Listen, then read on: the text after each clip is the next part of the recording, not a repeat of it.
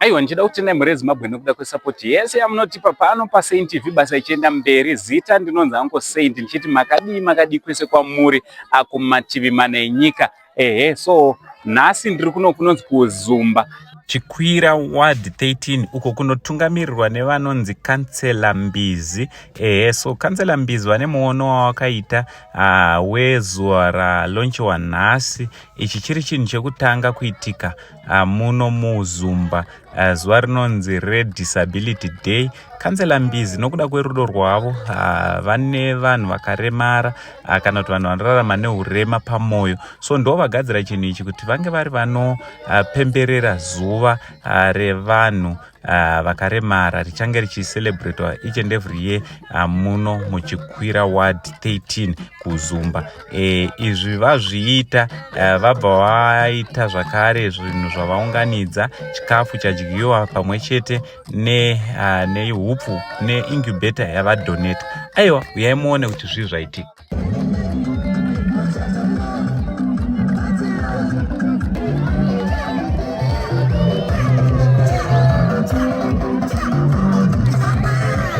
Councillor, thank you very much for this inaugural gathering of disabled people. Not Zurema. Kana ndiripo ndakanota Zurema. Andide nzwiroro. Rakaipa. With those few words, I want to thank you all. Tenda wose watungamiri wemachechi wari pakati pedu, wehurumende, political leaders, maofesi, Mujiba na Chimbwido, masabhuku, ma business committees, ma youth, wagari wemuchikwira ward 13. Tinokutendai nekuva pano zuva ranhasi. Ndisingakanganwa wauya pano waenzi wose tinokuchingamidzai nemuzita raJesu. Ameni. Zuva ranhasi izuva rakakosha nomusi wa24 rataronga isu mhuri yechikwira kuti tikuunganidzei wose wanorarama neurema kana kuti wedisability. Wanawa takaona kuti nguva zhinji nemuono wapresident wedu wokuti hatifanire kusiya mumwe munhu kumashure, tinofanira kunge tichifamba tiri pamwe chete. Taona kuti disability wazhinji tikwasiya vari mudzimba, havasi kuwana nguva yekuti tiwarangarire, asi isu wechikwira ward tawarangarira chikonzero nemuono wapresident wedu YeJiti Mnangagwa.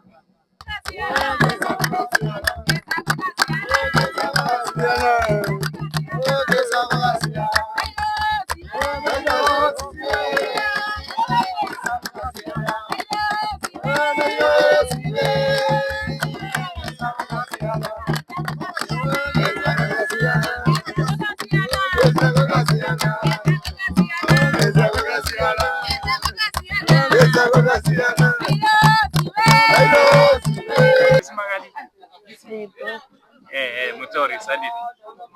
Sitare nyunonza. Resmokanga. Ani? Resmokanga. Oh, nemakore mangani 13. 18. Oh, what grade? 4. Grade 4. All right. So, urumva sei nezuva ranhasi? Unaiza? Oh, anongona uchitamba. Ndesingade kutamba. Oh, all right. Asi unenge uchifara zvako. All right. So zuva ranhasi wewe kwauri wariona sei? Zviri kurevewo kwauri? Kudya zvakasiyana siyana. Madya zvakasiyana siyana. So kuchikoro unodzidza zvakanaka zvako? Sande zvipi zvaunoshayiwa zvakati unoshuva kuva nazvo? Ndezvipi zvimwe zvaunoshayiwa zvaunoshuva kuva nazvo? Andobhadhara mari yechikoro. Unobhadhara mari yechikoro? Imari? $5. $5. Ko ndikasiya kubhadharawo mari yechikoro yegore rese. Zvinoita. Zvinoita? Ndikatizosiya ndisiye ndakupa mari yachona izvi zvisandapa panapa nditi ndichakupa mari yeTuma nditi. Iwe usati wabhadhara mangani? 4. Matema. Alright, chambo kwetu matema ndio.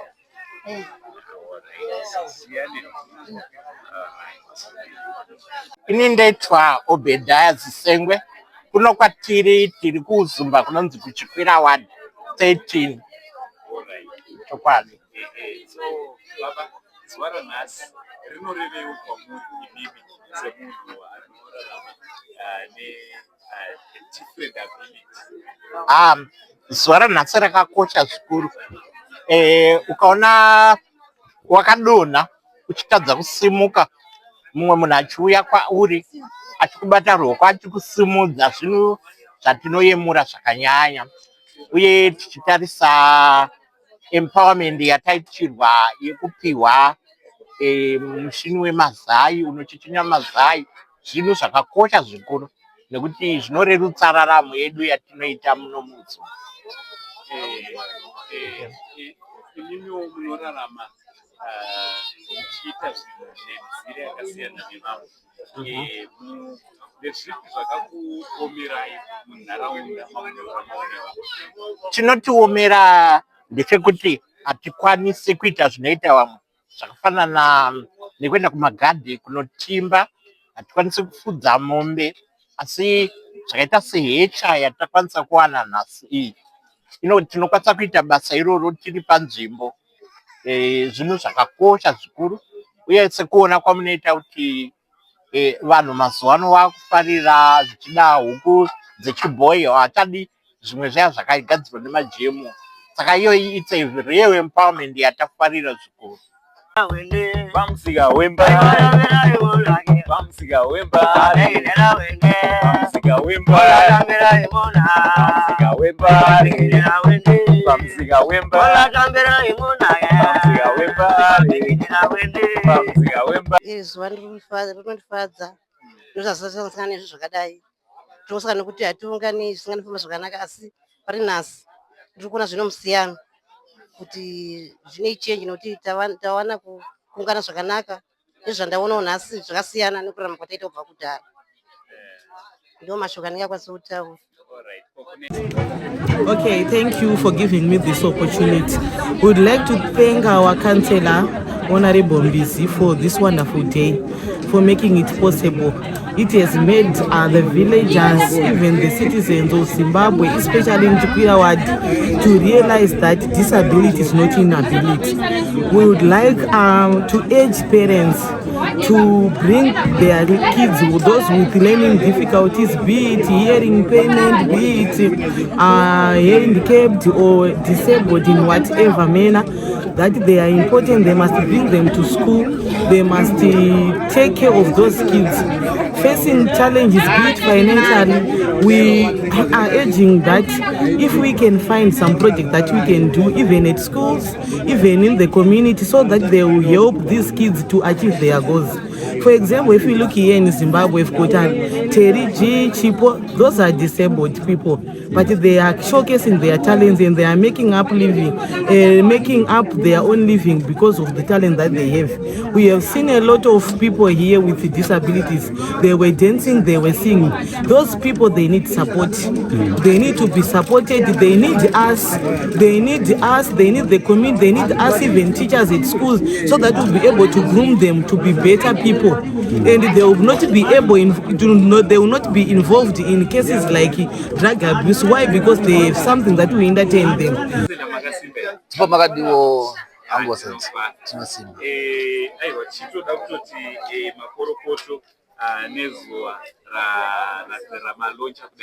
Sure. So zwara nasi muri kuridana kuti chi. Uye zwara nasi rakakoshere. Zuva ranhasi tiri kuti disability day. Zuva ratiri kurangarira vanorarama nedisability, vanenge vari mudzimba vasingakwanise kuuya kana kufamba vachizviita zvinhu zvavo. Saka taronga kuti sewadi yedu hatingakwanise kuvafambira door to door. Tati tivaunganidze, tidye navo, tichifara pamwe chete uye tichiziva matambudziko avo. Vanhu vari kufara kuti chinhu chekutanga chaitika muno muwadi kuvarangarira vanhu vanorarama nedisability vakadai. Zvanga zvamboitika, asiwo isu tati aiwa Hatingavasiye wariko system ya president yekuti hapana munhu anofanira kusara.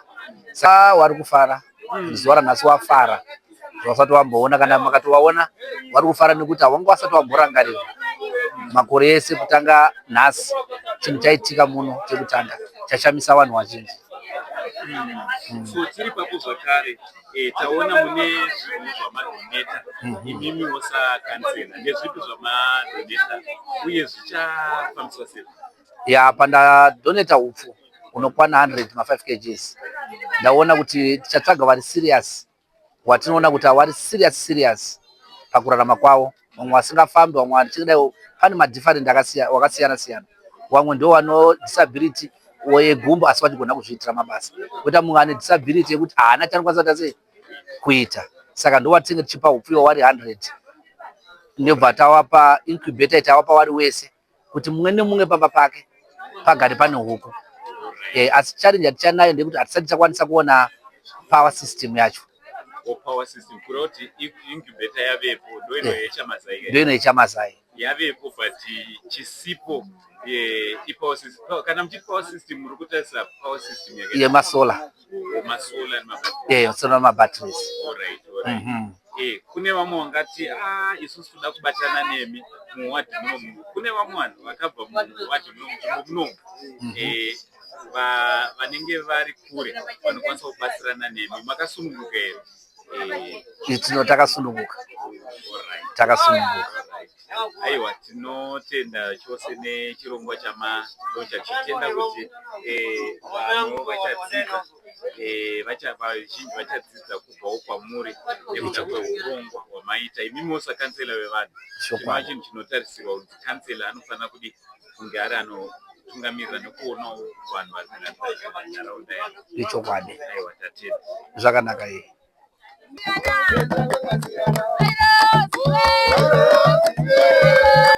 Chokwadi kutaurwawo nyimwa mbare dzekumusana. Zuva iri ndakaona vanhu vese vachisununguka, vanhu vachifara zvakanyanyisa nekuda kwechirongwa ichi chakaparurwa nakansela MBIZI vekuchikwira ward 13 kuuzumba. Aiwa, tichida kungokurudzirawo zvakare kuti tese kwatiri senyika, vangari vatungamiriri muhurumende, vangari vatungamiriri vemadunhu, mudzimuri, ngatiratidzei rudo kune vanhu vanorarama nehurema, nekuti hama dzedu idzi ihama dzakangofanana nesu asi dzinoita zvinhu nenzira yakasiyana nesu. So munharaunda umo mune dambudziko revanhu vanofamba vasina mauche, vanofanira vane mauche. So kune vese vangada kubatsirana nakansela pabasa ravatanga, aiwa, ndinokukurudzira kuti batanai navo panhamba dziri pascreen, pamwe chete nekunge tiri tinobatsirana nehama dzedu idzi. Mwari wekudenga vakuitire zvakanaka, Mwari wakuropafadzei. From Uncle Saint TV crew, for now, it's much love and God bless.